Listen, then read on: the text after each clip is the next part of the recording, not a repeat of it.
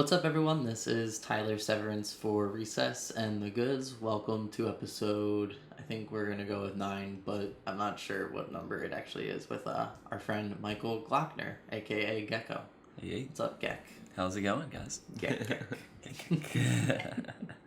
So, Gecko's been a part of the yo-yo community for like, not 15 years, sorry. A little over 10 years. A little over 10 years, Yep. yeah. Probably like 11 or 12 years. Yep. Has played some crucial move-making decisions with smaller independent manufacturers that have birthed some careers of some bigger yo-yo players that you've come to know and love, as well as partaking in some of his own really awesome and unique hobbies that are, even as far as yo-yoing is concerned, very unique. So again, welcome to the podcast with a special co-host, Michael Curdy. Yeah, thanks for having me, guys.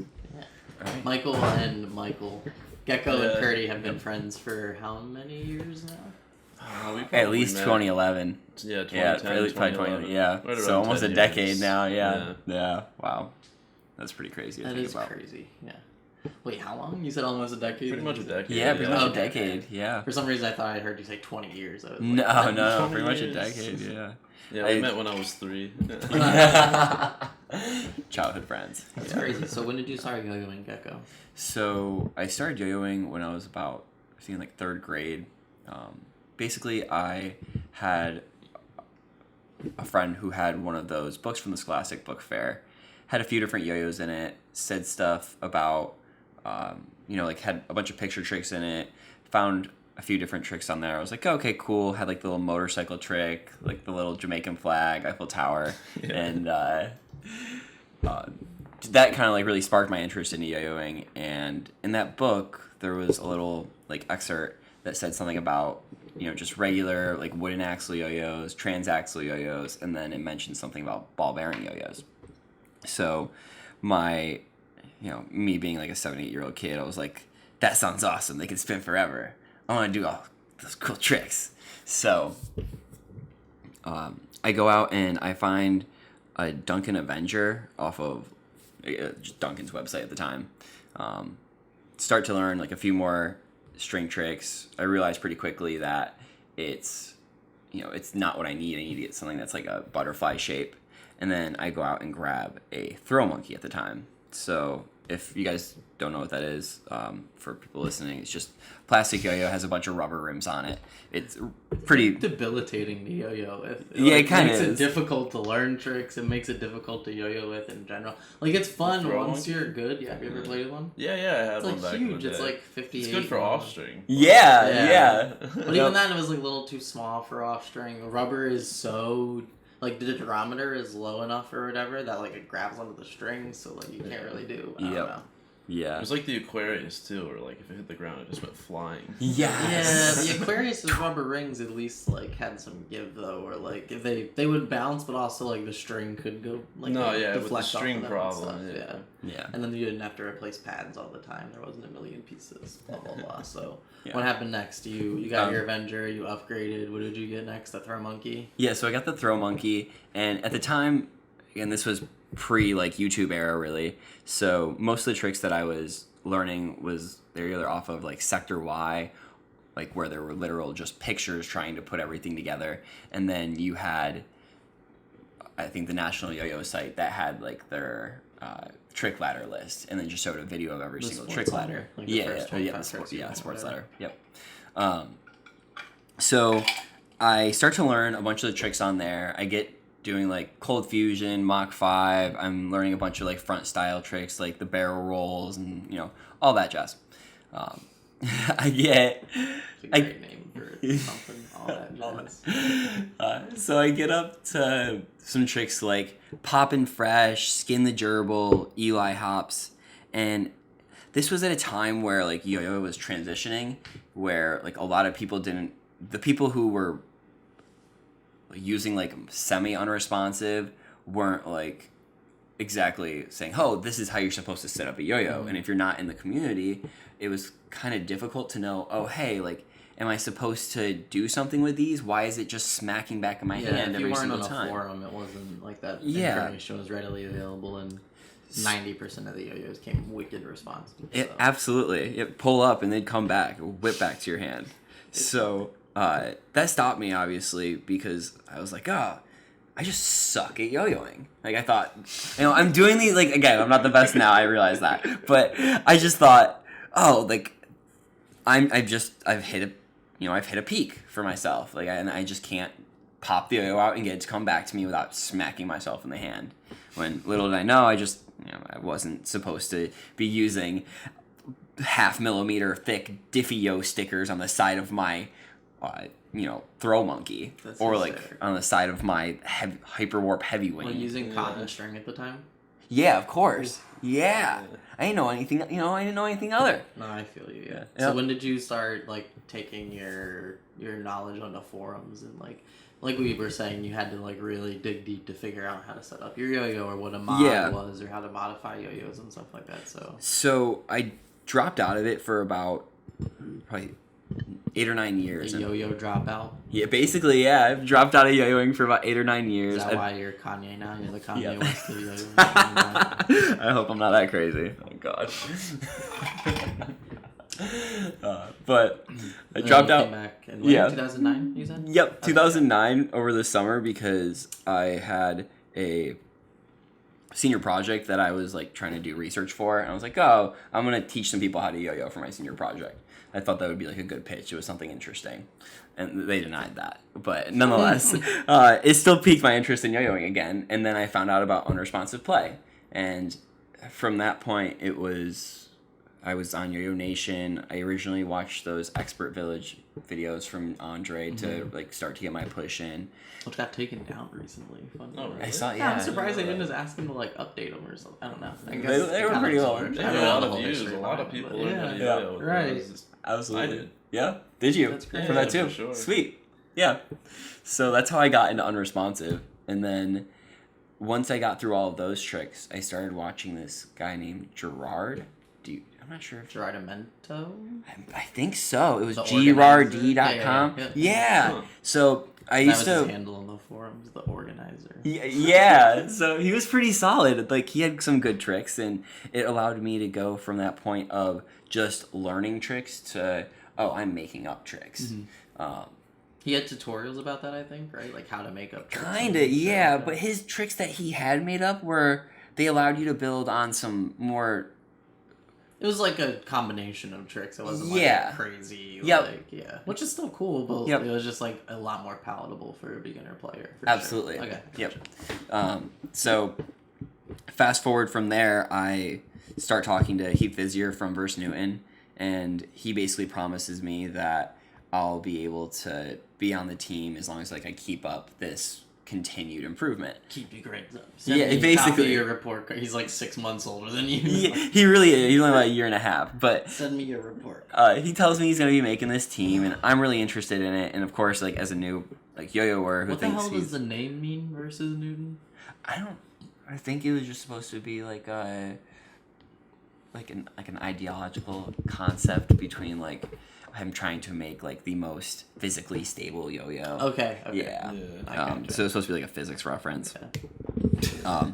So yeah. So fast forward like a few months, I'm learning all these tricks. I go to my first contest in December of 2009 in what was St. Bailey, PA, and that was at a church in the middle of nowhere, basically in the middle of nowhere.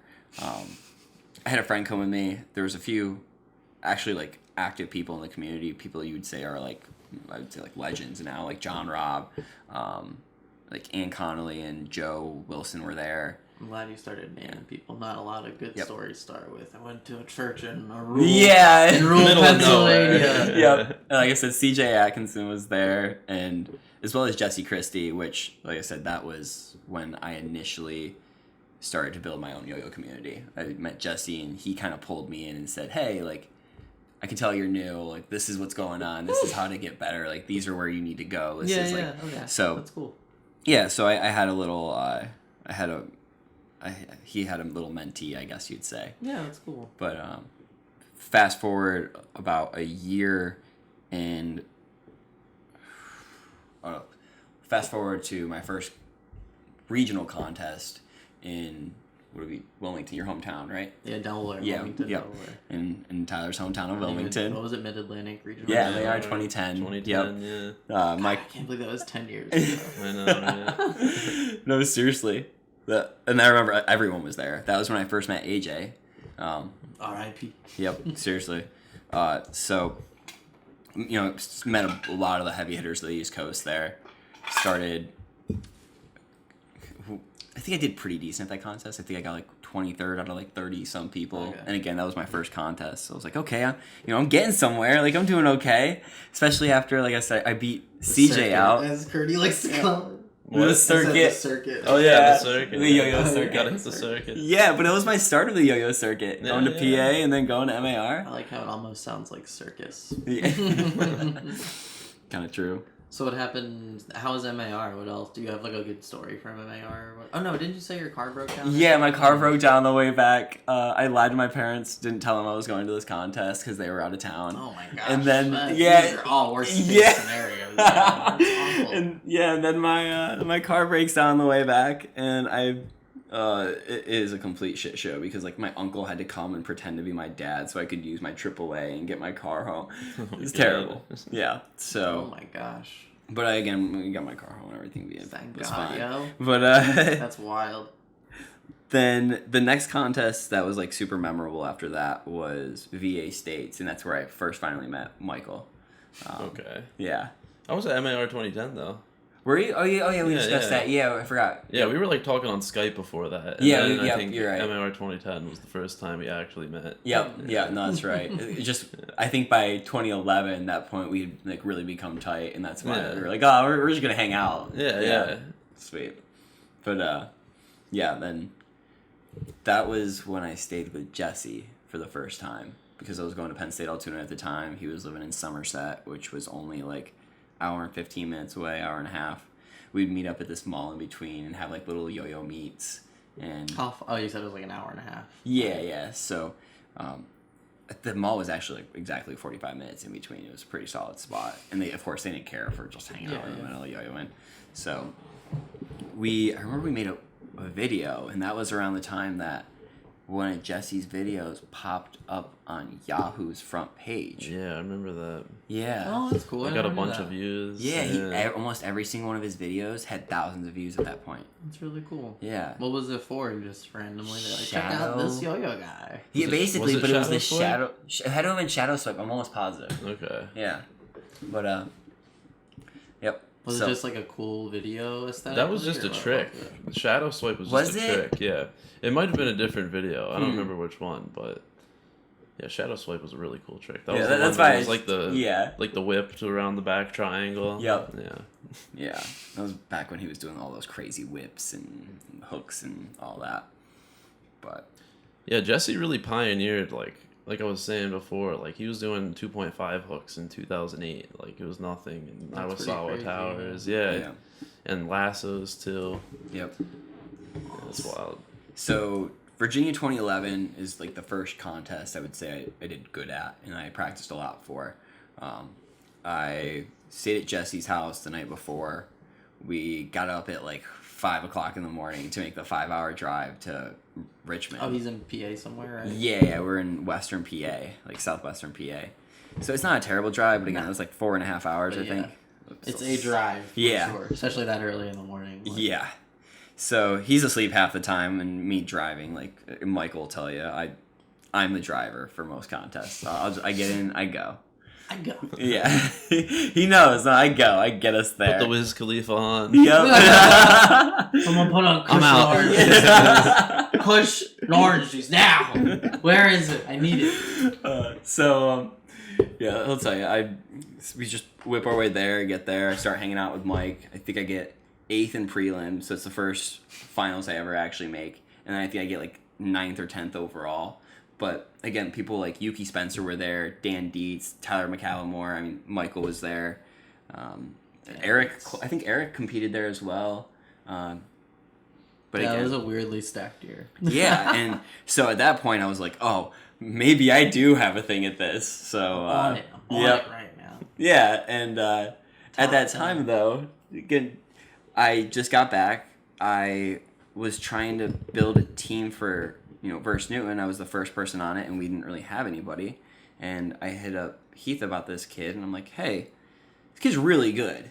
Like, I'm telling you, this kid's really good. You need to put him on. And after talking with Jesse, he was just like, okay, yeah, I know you're my friend. I've been talking to you for a while now. If you really think this is, like, the spot for me, I'm in too. So... Manager Gecko. Yep. Like I said, that was the start of... Jerry Heller of yo-yo. So, I think it was only about 7 or 8 months after that, because it would have been the summer of 2011 that Mater would have gotten added on to Verse Newton. And then I went out to Worlds. Oh, that was the first year that I went out to Worlds, and it was only Jesse and I that year. I didn't think Mater went out in 2011, did he? I think he did. Did he? Okay. I don't know why. For some reason, I just feel like I didn't get as close to like everyone in that quick a time, Yeah. But I guess I did. So I had to go on another scouting trip. Yeah. No, so, yeah, I remember because, again, Black and Yellow came out that year, and that was when Mater put that Black and Yellow video out. Yeah, because it was with a Skywalker, so it had to have been. You're right, it was with a green Skywalker. It was definitely a Skywalker. Yeah. So that was 2011? Yeah, it was summer of 2011. Skywalker was the aluminum version? What's that? Yeah, that was the initial. That was the original. There was a tie. The tie was one that came later. Yeah. Yeah, the Tie Walker was really good. Yeah, it was solid. That's so funny. Another yo-yo named after a weed strain. Yeah. Skywalker. Yeah. It's fair point. He was just a big sci-fi geek. Yeah, that's the reason he went with everything. So that's what Mater was using in the video, a Skywalker? Yeah, yep. And after that, I knew he and I had been talking for a while anyways. So I went to Heath. I was like, hey, dude, this kid's getting good, and he's getting good quick. I'm telling you, put him on the team. He'll thank me. And that was the first. Yeah, but it wasn't like that. But it was just like, hey, I promise you, this kid's going to be good. Look at how quickly he's building. And yeah, I mean, he did. Yeah, no, he did. Build with the kid. Yeah, build with the young King Heath. I think we pushed out to Worlds in August of that year down in Orlando. Jesse got like 2 places off of making finals, so that was just a huge deal for us, especially being like a little hodunk company from the middle of Louisiana. I think Mater did pretty well too. Yeah, Mater I think got in like top 30 or something. Yeah, it was definitely pretty close. Yeah, it's a weirdly motley crew assembled. That you Yeah, curated Gecko. Yeah, and then again I got like almost 100 something, so I was like, awesome! I didn't get last at Worlds.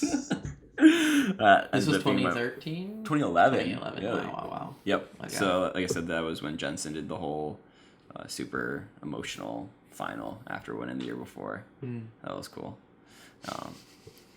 Like I said, that was an awesome experience for me for Worlds. That made me want to go back every year. Yeah. So that's what I did for the next 4 or 5 years. So then, fast forward a year later to summer of 2012.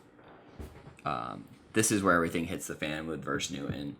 Basically, Heath is having this charity where he's auctioning off all of these like super limited run yo-yos that are all being specially anodized by Jason Wong. Mm-hmm. So they're all pushing out for like $400 to $500 a piece. And Jason Wong was like a specialty anodizer back in the day. I wasn't on the forums a lot. Oh, okay, yeah. So Jason was putting out these like absolute cut, like would put pictures on yo-yos and they would look amazing. Mm-hmm. He was kind of like for some real old school people, he was like a Vendetta. Okay, yeah. So now. Yep. Yeah, right? That's when you make an older reference. Yeah. Right? So he anodized all these yo-yos. Heath was going to auction for charity. Yep, and he auctions them all off on eBay. Has like probably made between $35,000 to $4,000 with them. Wow. And Jason Rodriguez, who again he's a big moderator on Yo-Yo Nation and Yo-Yo Expert at the time. He was also the like main organizer for the Ithaca Yo-Yo Club. And Ithaca is only about 45 minutes from where I grew up, so I hung out with the Ithaca Yo-Yo Club from time to time. And for something like that to happen and him to be the one to call it out was like, something's probably up. That's crazy. Yeah. So he starts doing some digging. He finds out that Heath actually didn't donate any of this money. I think he donated like 2 yo-yos worth. So he did donate like $1,000. How did Jason find out about it? I think he just saw, like, he had just been tracking it because he said he was going to put out all the receipts.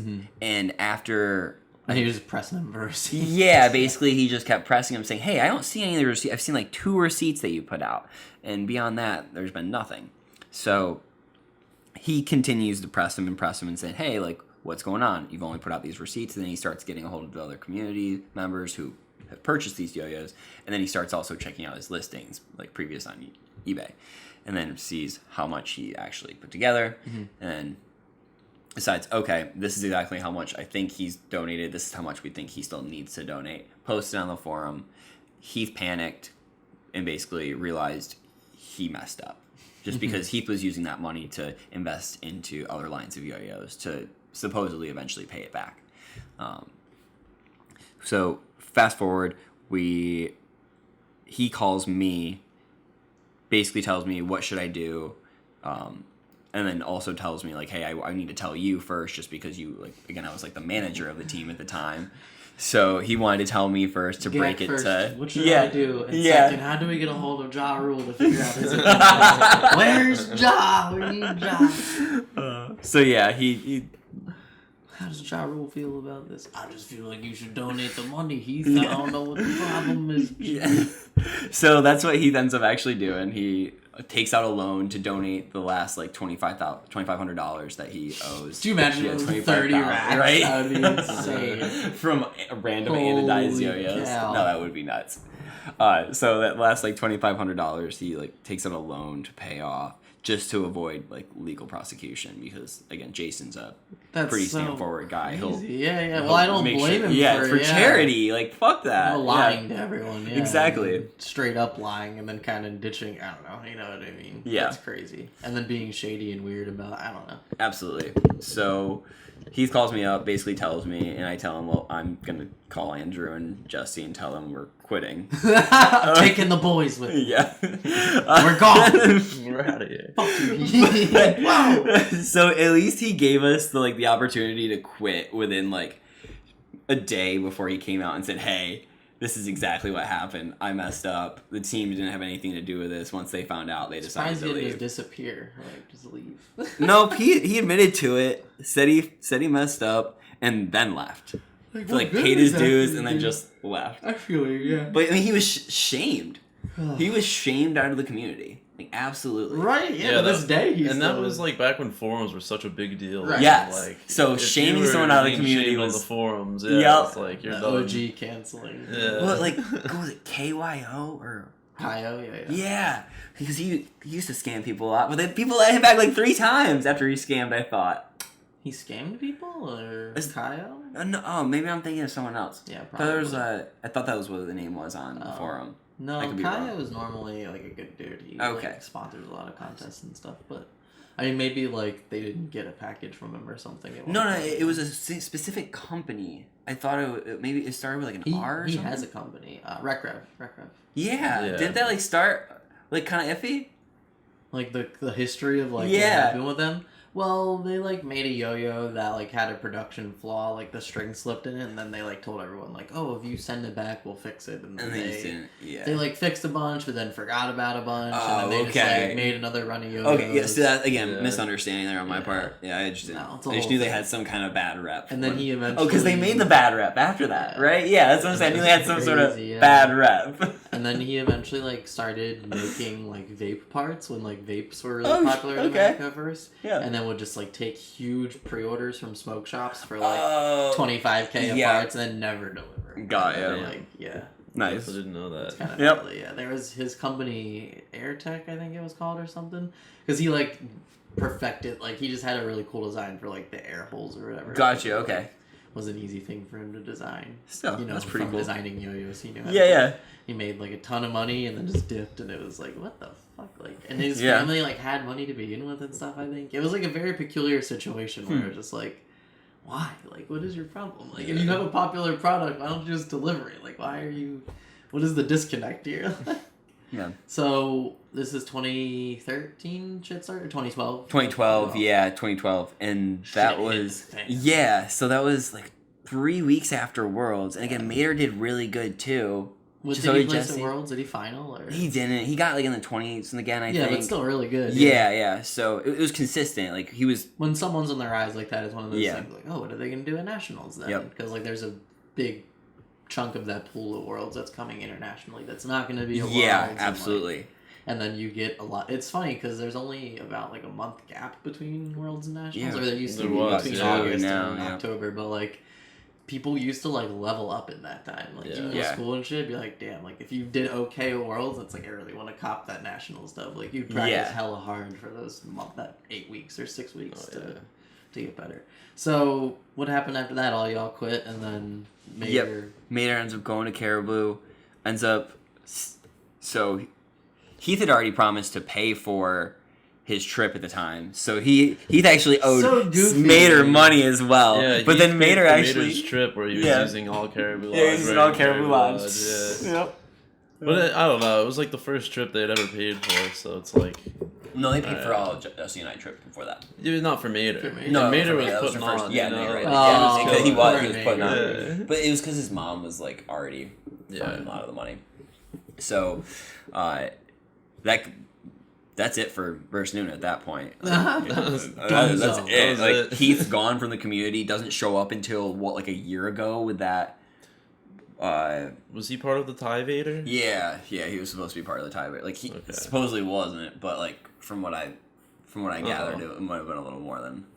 Yeah. Who was Yo-Yo Brothers remade it, right? I'm not sure. I know because there was one guy from Overstack or whatever the rich, not rich, but like he sold some like tech in California somewhere, and he has like a bunch of money, and he made this yo-yo and then sold a bunch of them for don't get me wrong, like way under value. Yeah, it's a sweet idea, like what he was trying to do, because it's an awesome titanium yo-yo, especially to sell it for $125. I think they sold it for.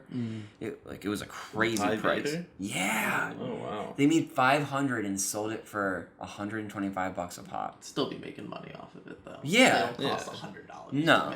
But still, it's just that's good for him. Yeah, that's why I do say like there is like a cool aspect to that. Like, hey, I do like that. They're getting titanium into people's hands who wouldn't normally have it. How many of the Tie Vader was originally made? That's so. The Tie Walker. 50 there was Tie Walker. 100. Yeah, 100. Yeah, that's wild that he. So they made 5 times as many as a remake. Yeah.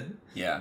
That's crazy. It's so surprising that it's not like pumped back up in the community, like clout-wise, after that, like injecting 500 of them in you know what I mean? Because everyone that could have ever heard of it and possibly wanted it could afford it now. It's a great like titanium's a great medium to make a yo-yo out of, so like people always want to like own a titanium yo-yo. But, like, absolutely. I haven't heard anything about it since that drop. And I said for $125 a pop they were selling. So and then you were saying like it was crazy just how much the Tie Walker accumulated or accrued in value after. Yeah, personally I was worried that like because of the downfall of Verse New, and I was like, oh, no one would want him. Yeah, no one would want him. So I was like, I'm gonna get rid of it quick, kind of. Like while they still maintain. That's hilarious. Wow. Yeah, that was kind of messed up. I remember. You got rid of all your yo-yos pretty quick, but I got a good price for it. I think the lowest anyone paid was like $300.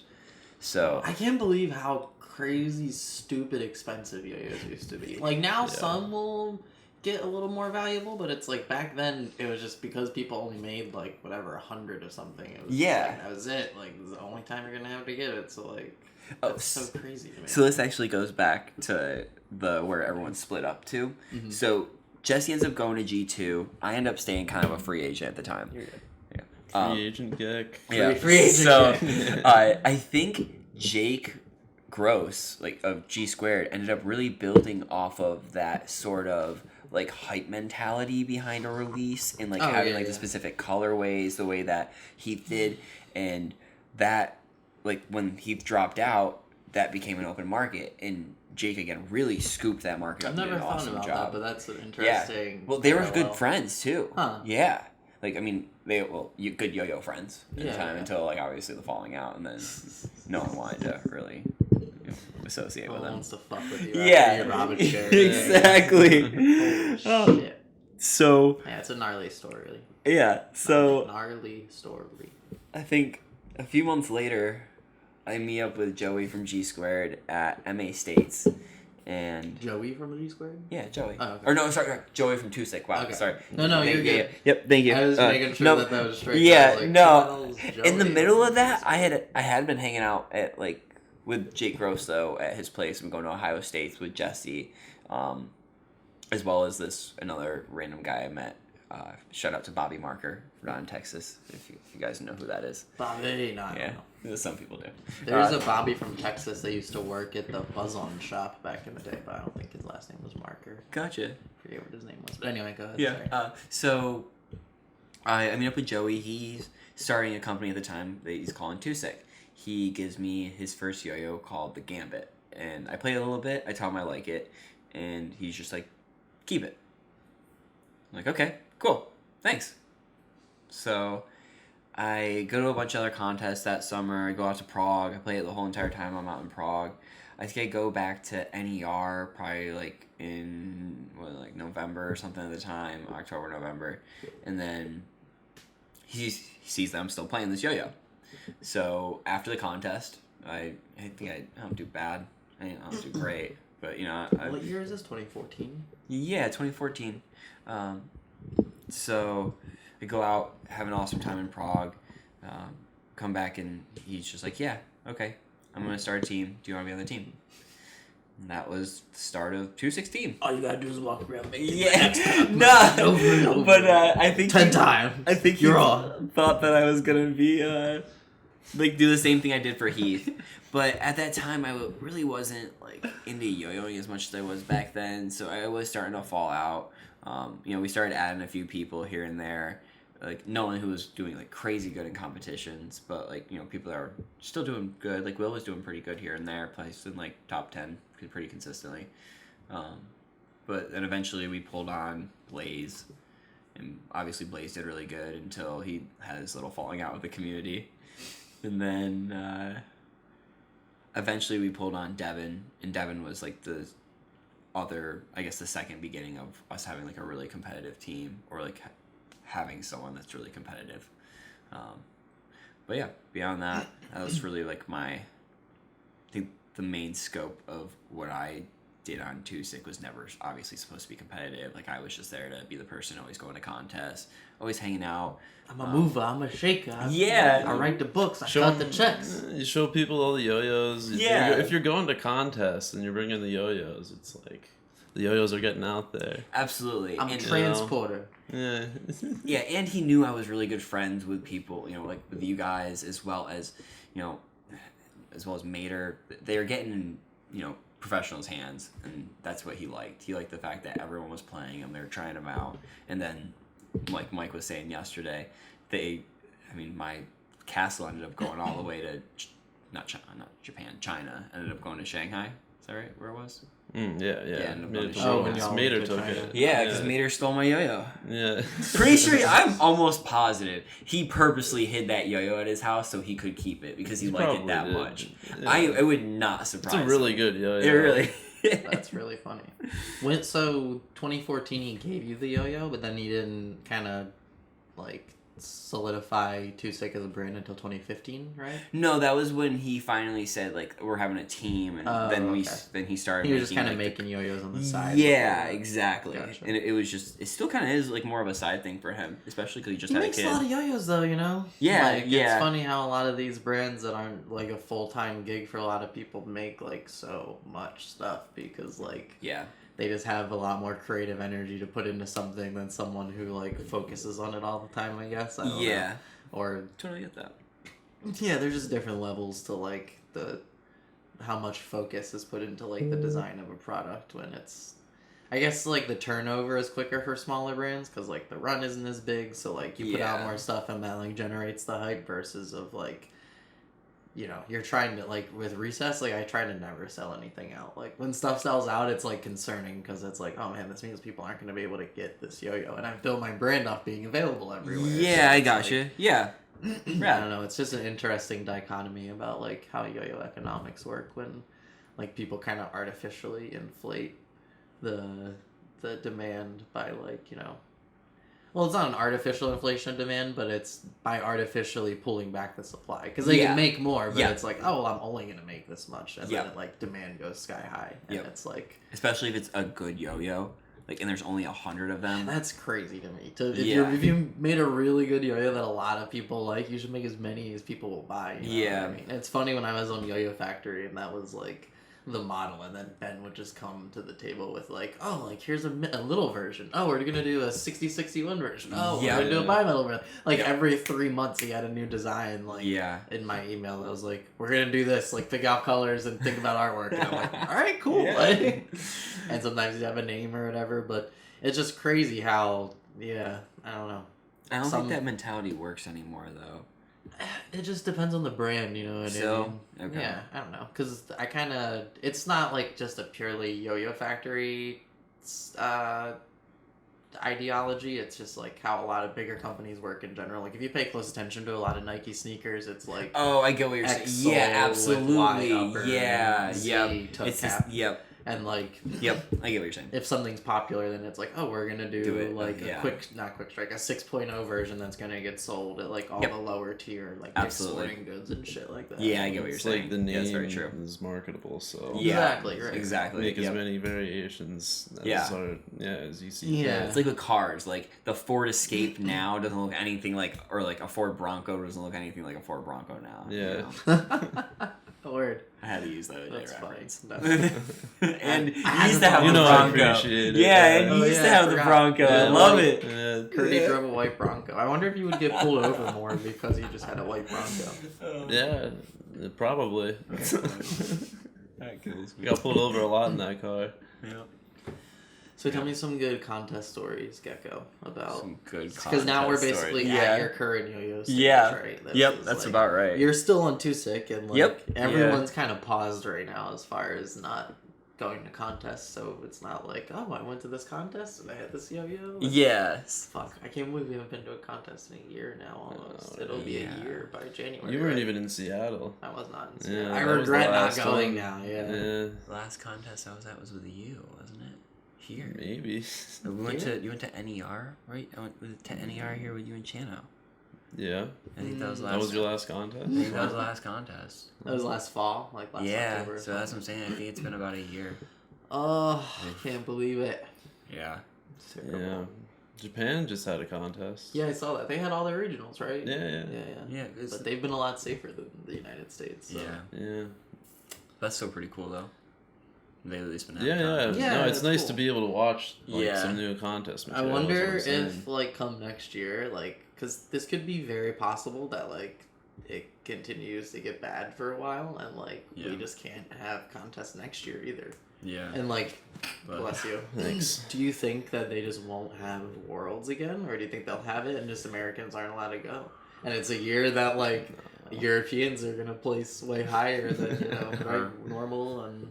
I love everyone. I think it's gonna happen. Yeah. I just think it's gonna be like by that time. I think it's gonna be. I don't know, man. Acceptable. We'll see. But yeah, when we'll did see. When did they cancel idea. Worlds this year? Like April. It was kind of early.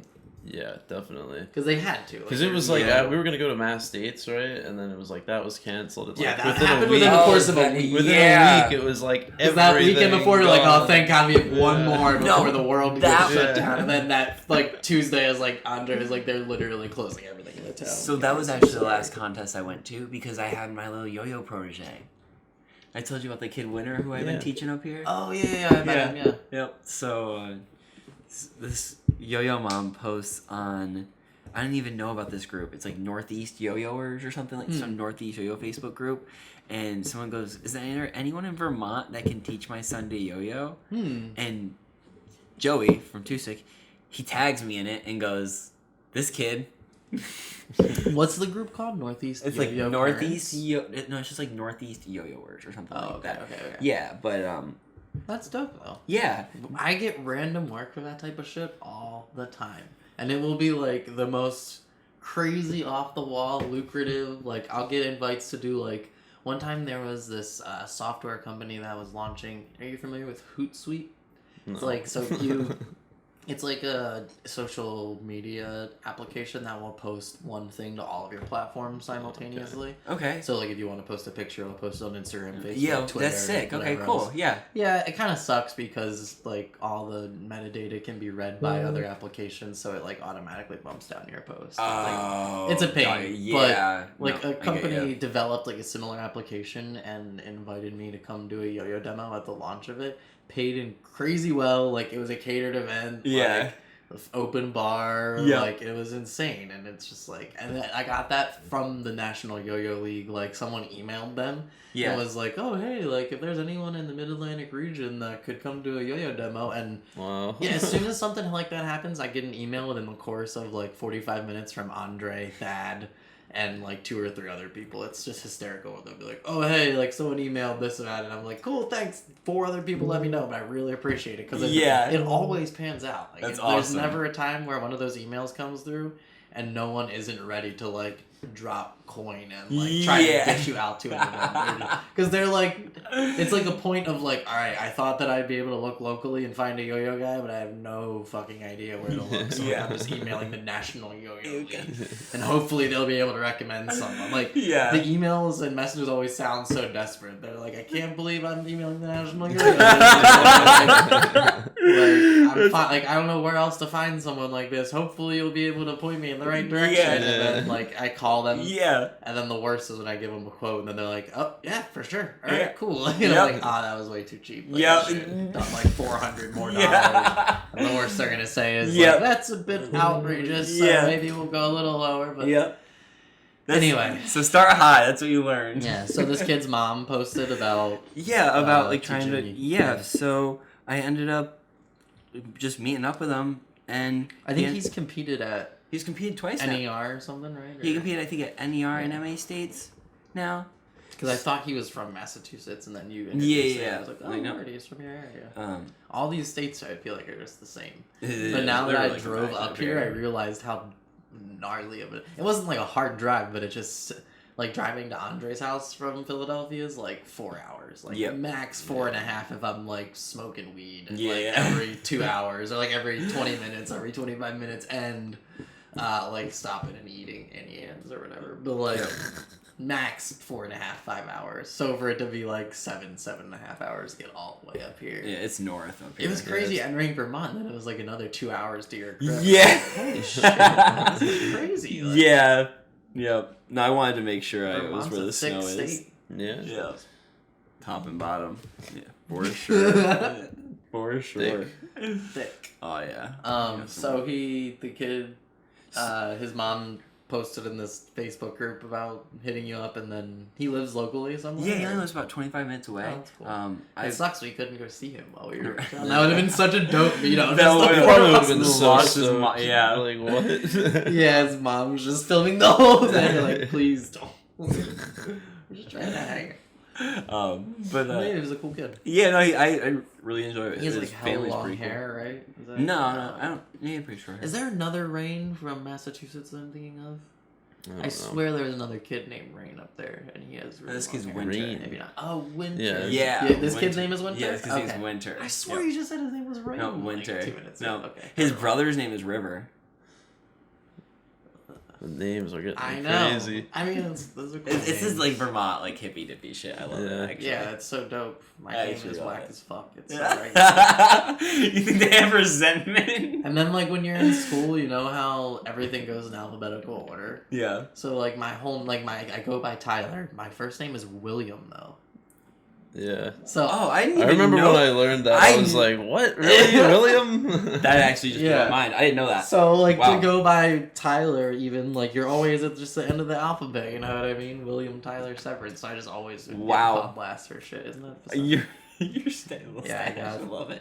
Like, Like you're from the this is 80s. a really old one, because I got pulled over one time, and then the cop took my ID and didn't give it back by accident, but... Got ya. I was expecting it to come in the mail, but then this was the one I got before, so... Anyway. I like it. Like, so it looks like it's from the 80s. Yeah. So, what's next? What are some notable yo-yos on Too Sick? I think, well, obviously, like, the first one that I had, that Gambit, I really did enjoy. The Knight was pretty solid. That was our first bimetal. I really like the castle. That's the tie-bye. Tie-bye, the bye tie. Yeah, bye tie. My favorite Tusek, Yeah. hands down, is the Gecko. Yeah, is it? I appreciate that. Hands Yeah. down. No, obviously, like I love the Gecko. Just Joey let me make it basically from scratch. He didn't. I mean, he made some mild changes. I mean, they were always for the better. Did you design the CAD? Yeah. Wow. Yep. That's Just pretty sent him and was like, here. This is what I would like. The guy didn't do the hub. Okay. Yeah. You just like draw it or something? Basically, yeah. That's pretty awesome, man. Well, like I had a lot of AutoCAD work from like doing engineering stuff when I was at Penn State. So. Oh, cool. Yeah. I used to design, like, I designed something that looked like the Septopus, not like What the 3-4 fuck is a weeks. Septopus? It's a first Newton yo-yo. Oh, okay. Yeah. It was the one Mater used. Yeah, yeah. Used it at Worlds. What? Yeah, Yep. the Septopus. Could you imagine telling your mom that you were using what is this one called, honey? It's the Septopus. You're not allowed to play with that. At least there's not. What's Good Josh yo-yo. Yee's one? He's got one named after like. Shibari. Yeah. Yeah. Did you see Bergie like go in on him? No, About that? I didn't. Yeah, he just like made a super long post on the BST one time about not super long Bergie. Yeah. He just like it was probably like 3 sentences or 4 sentences just about like this is kind of inappropriate and I don't know if this is like a thing that we should be promoting to kids necessarily and Yeah. Josh was kind of like this is a mixed audience I'm allowed to do whatever I want. Yeah. And I was Oh my like yo dude I don't this is a little bit borderline. Yeah. This is almost crossing the line here. 5A national champ, Joshy. Oh my god, I forgot about that. Yeah. That's kind of disappointing though about 5A that it really did fade off like that for a little while. Yeah, well. But it's nice that it looks like there's some big resurgence. Yeah. No, Shout I out. mean, 5A needs you, Tyler. it's more just a testament to like how much like a company and a campaign can do for something, you know what I mean? Yeah. Because 5A absolutely. May really like that summer and everything and just the lead up to it because of Miguel and I being on Yo-Yo Factory, the campaign really contributed to how people felt about it. Like, Yeah, and I was actually gonna get into like how like much that ended up like screwing you over at one point. well, yes and no. I mean, it did because it prevented Yo-Yo Factory from promoting us, but it also like made us start to do studio sessions, which Yep. it's hard to describe, but it's like I always try to parallel a lot of things in yo-yoing to music where like recently Kendrick Lamar, his album Good Kid Mad City is like the longest running hip hop album I think on the top 200. It's been on the top 200 for like 280 weeks or something crazy. It's like 6 years or something. It's been within the top 200 records, which means it sells like whatever 10,000 or so copies every week. It's like a crazy amount of records because he like makes good music that stands the test of time and like people go back and want to listen to it because it really hits them differently than like some just scrubbed rap song that's like cool for the next 2 months and then you forget about it. Like, absolutely. oh, remember that song? Yes. Like you remember everything about Good Kid Mad City, you remember the cover, you remember the sequencing of the tracks, you remember the skits, like you remember everything. It's got quotables from the songs, it's got like stories that you can reiterate, but like, you know, others things that lack that substance don't do as well. So Absolutely. you kind of learned that because when you let a brand control your future as far as that's concerned, or like you're expecting the brand to do everything for you promotion wise, or like that's why a lot of yo-yo players end up feeling like their sponsorship doesn't fulfill them as much as it should because they're not doing as much as they could be, or they expect their brand to kind of do everything for them, and it's like they don't realize how like in the real world, you know what I mean? If you work in a McDonald's franchise, you're making a small portion of what contributes to the overall picture. And I know that yo-yo players do a much different and much more serious job for their sponsored company, but it's like I think the proof is in the pudding when you watch players like me and Miguel, or I'm trying to think of other good players. That Yo-Yo Joe kid that has like tons of followers. Like if you make content on your own and it's like even if it's bad at first and people don't necessarily get it as good, or excuse me, get it as like it doesn't resonate with them as well as something that comes out from a Yo-Yo Factory platform because it's, you know, doesn't hit the same. But eventually you're going to get to that level, and in the meantime you're going to accumulate a fan base that's only into you versus like someone who's into Yo-Yo Factory and you just happen to be a part of Yo-Yo Factory. So like it was negative because it killed 5A, you know what I mean? It really, for lack of a better explanation, it's like there was a lot of things that contributed to kill 5A, but I just remember when like it went from being like at Worlds, prelims or compulsories would be on Thursday, and then Friday would be like not the lesser than divisions, but just divisions that weren't going to be as popular to watch. So like 3A off string or whatever. And then Saturday would be like 1A and then 5A and AP. Or it used to be 1A, 2A, and then AP. Because 2A was serious. Like a lot of people flew out from Japan for that and everything. But then once like 5A kind of hit this level in the community where people were really excited to see it, like there was, and again, it just goes back to like the campaign that goes into a player of, you know, Miguel, like there was years he could have won, but it was like it was going to be difficult for him to win, you know what I mean? Yeah. The people were still there for it and wanted to see him versus like in 2A where it's like, damn, it's either going to be Shinji or Koji and like who's going to win, you know what I mean? Yeah, and then like you were saying though, it ended up starting getting dominated by like Takeshi, and then Taka came. That too, yeah. I didn't really ever think about that and how it may have contributed to the downfall, so to speak. But it does. In 5A? Yeah, it does kind of suck when someone is a predominantly winning player. Like, I don't know. Even though I did that in America for a little too long, just because 5A wasn't popular, and that was like a way for me to make a little bit of money here and there from the factory. It was still like. You could tell it was dead, you know what I mean? It wasn't pushing the division anywhere, and like it didn't. I think it definitely prevented people from wanting to come compete because you know they weren't gonna beat me, even though if they were trying better tricks or doing a more choreographed routine. Until players now, where it's like I took years off and my tricks have really fallen behind, so it's different now. But it's interesting how now like that John is competing, and John is like a very dominant player, but there's still other players who are up and coming now. It's like there's a lot more people playing 5A. I feel like even though Miguel and I were putting out 5A content, it was just from like a spectator point of view. I guess everyone really liked it instead of like, oh, let me participate in this. Now it seems like there's a weird derivative from. You can look at how many people are competing in something and kind of take that as like, oh, there's not X amount of people in the community participating in that style, but there's a higher level of interest community-wide for that style. So, well, since the patent expired too, there's definitely been like a huge explosion in people doing 5A. Who's your favorite player right now? Or like if you had to pick someone other than John? I don't know, man. That's what I was gonna say, John Robb. Like, if I had to pick someone, I'd pick John Robb. But I like Denny and I like Owen.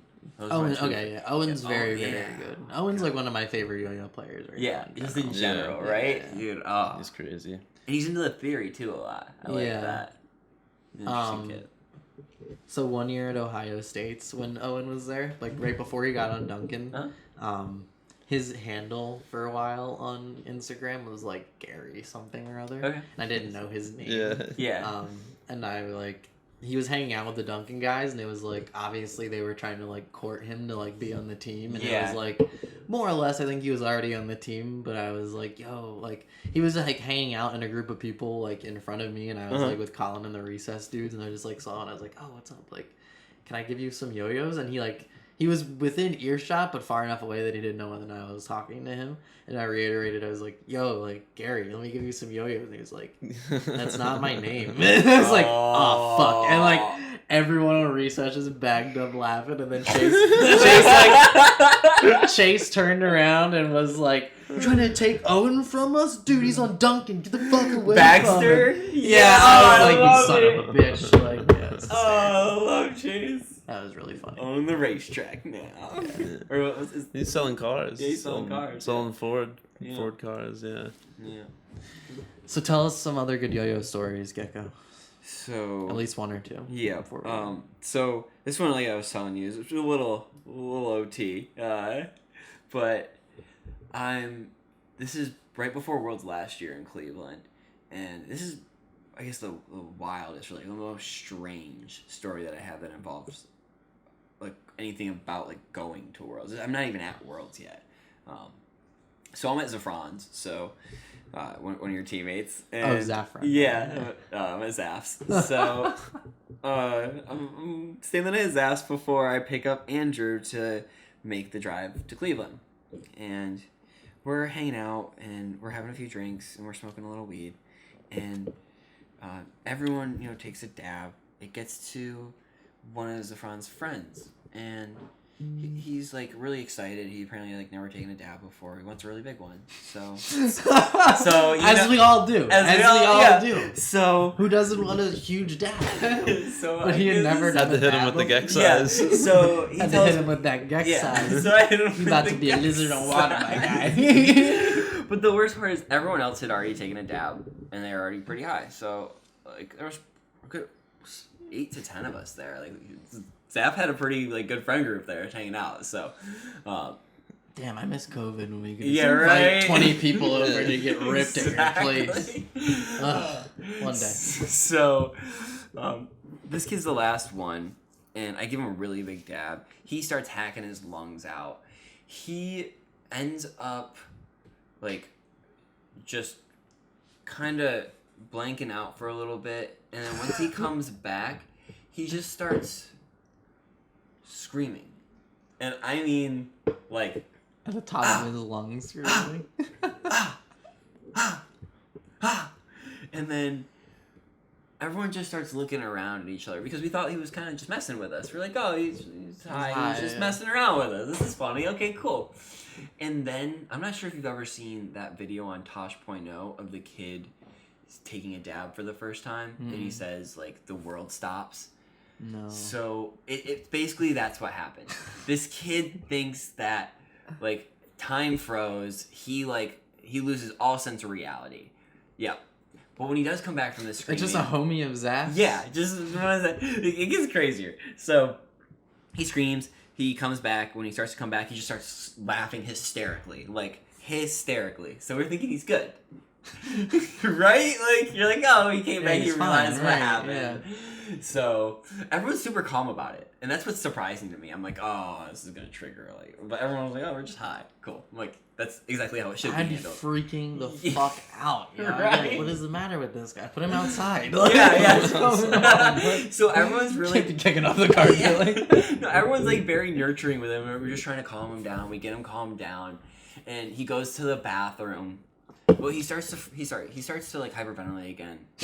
For like you say that so casually. No, it was quick. It was quick because we were able to calm him down within, I think, 5 to 10 seconds.